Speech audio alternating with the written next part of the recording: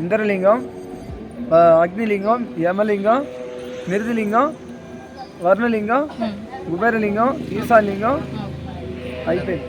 మోక్ష మార్గం 9 లింగాలు 8 లింగాల 8 లింగాలు ఒక మోక్ష మార్గం. అదండి 8 లింగాలు, ఒకటి మోక్ష మార్గం ఉంటుంది. సో ఒక్కొక్క లింగంకి ఒక్కొక్క ప్రత్యేకత ఉంటుంది. ఇక్కడ ఇక్కడ ఇక్కడ ఏంటంటే ఇది యమధర్మరాజు గారు ప్రతిష్ఠించిన లింగం కాబట్టి ఇక్కడ స్కిన్ డిసీజ్, బోన్ డిసీజ్ అలాంటివి ఉంటే తగ్గిపోతాయని చెప్పారు. సెకండ్ ఇది ఫస్ట్ టైమా మీరు రావడం? ఫస్ట్ టైమే. ఓకే. ఇప్పుడు ఎంత దూరం నడిచారు మీరు? మేము ఆటోలో వచ్చాం. ఆటోలో ఫస్ట్ నుండి ఆటోలో వచ్చారు? ఓకే అండి, thank you. Guys welcome back to our channel హర్జాఫ్ షో కంట్రిబ్యూట్.